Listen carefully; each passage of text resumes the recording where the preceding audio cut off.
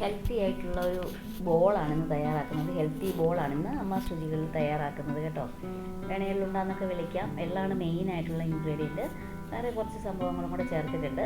അങ്ങനെ ഉണ്ടാക്കിയെടുക്കുന്ന ഒരു ഹെൽത്തി ആയിട്ടുള്ള ബോളാണ് ഇന്ന് കാണിക്കാൻ പോകുന്നത്. കുറേ നാളായി ഒരു ഹെൽത്തി ഐറ്റംസൊക്കെ ഇട്ടിട്ട് അല്ലേ, ചിക്കനും മട്ടണും ബീഫും ഒക്കെ ആയിട്ട് ഇങ്ങനെ ഓടുമായിരുന്നു. അപ്പോൾ അതിനായിട്ടൊരു പാൻ ചൂടാക്കിയിട്ടുണ്ട്. അതിലേക്ക് ഞാൻ ഒരു കപ്പ് എള്ള്, കറുത്ത എള്ളുണ്ടല്ലോ, കറുത്ത എള്ളാണ് ഇട്ട് കൊടുക്കുന്നത്. ഒത്തിരി മൂക്കണ്ട, ജസ്റ്റ് ഒന്ന് പൊട്ടി തുടങ്ങുമ്പോഴത്തേക്ക് നമുക്കത് മാറ്റി വെക്കണം. ഒന്ന് നമുക്ക് ജസ്റ്റ് പൊട്ടി തുടങ്ങുമേ, ഒന്ന് ചൂടാകുമ്പോഴത്തേക്കും. ഹൈ ഫ്ലെയിമിൽ വെക്കല്ലോ, മീഡിയം ഫ്ലെയിമിലേ വെക്കാവുള്ളൂ.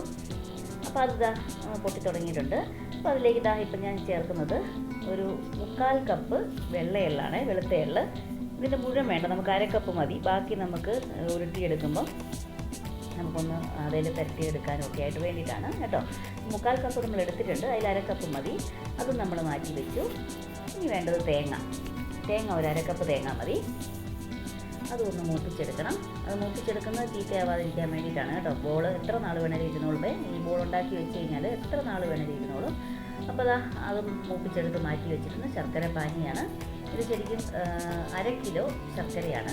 ഒരുപാട് മധുരം വേണ്ടല്ലോ. അപ്പോൾ 1/2 കിലോ ശർക്കര ഉരുക്കി എടുത്തിട്ടുണ്ട്. പിന്നെ ഇത് കണ്ടില്ലേ, നട്ട്സ് എന്ന് പറഞ്ഞാൽ പീനട്ടാണ് കേട്ടോ. കടല വറുത്തതാണ്. അതും ഒരു 1/2 കപ്പ്. അത് മിക്സിയിലോട്ട് ഇട്ട് കൊടുത്തു.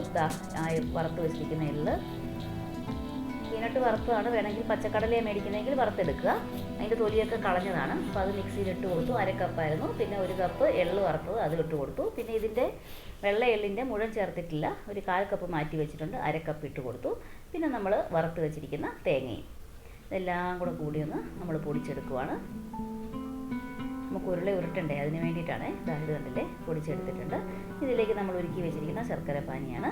1/2 കിലോ ശർക്കരയാണ് ഉരുക്കി എടുത്തിരിക്കുന്നത് കേട്ടോ. ഉരുക്കി അരിച്ച് വെച്ചിരിക്കുകയാണ്. അത് ഒന്ന് ചേർത്ത് കൊടുക്കുക. അരിച്ചൊന്ന് ചേർത്താൽ മതി. ഇതുപോലെ അരിപ്പിക്കാത്തത് അരിച്ച് ചേർത്താൽ മതി. ആദ്യം കുറച്ച് ചേർത്തിട്ട് ഒന്ന് മിക്സ് ചെയ്ത് നോക്കണം, ഒരുപാടായി പോകരുത്. അപ്പോൾ 1/2 കപ്പ് ശർക്കരയ്ക്കകത്ത് ഞാൻ 1/2 കപ്പ് വെള്ളമാണ് ചേർത്തത് ഉരുക്കിയെടുക്കാനായിട്ട്. 1/2 കപ്പ് മുഴുവനായിട്ടില്ല, കുറച്ച് താഴെ, എന്നാൽ 1/4 കപ്പ് അല്ലതാണ് കേട്ടോ, കുറച്ച് മേളിലും. അങ്ങനെയാണ് ചേർത്ത് ഉരുക്കിയെടുത്തത്. അപ്പോൾ അതങ്ങനെ ആവശ്യത്തിന് ശർക്കര പാനി ചേർക്കുക. ഇത് കണ്ടില്ലേ, ആ വെള്ള എള്ളിനകത്ത് ഇതുപോലെ ഒന്ന് ഉരുട്ടിയെടുക്കുക. അങ്ങനെ നമ്മുടെ എള്ളുണ്ട റെഡി ആയിട്ടുണ്ട്. പെട്ടെന്ന് റെഡിയാക്കി എടുക്കാം കേട്ടോ. നല്ല ഹെൽത്തി ആയിട്ടുള്ള ഒരു ഐറ്റമാണ്. അപ്പോൾ എല്ലാവരും ഇതൊന്ന് ട്രൈ ചെയ്ത് നോക്കുക കേട്ടോ. വളരെ എളുപ്പമല്ലേ, എള്ളുണ്ടെങ്കിൽ പെട്ടെന്ന് റെഡിയാക്കി എടുക്കാവുന്നുള്ളൂ. അപ്പോൾ ട്രൈ ചെയ്യുക കേട്ടോ.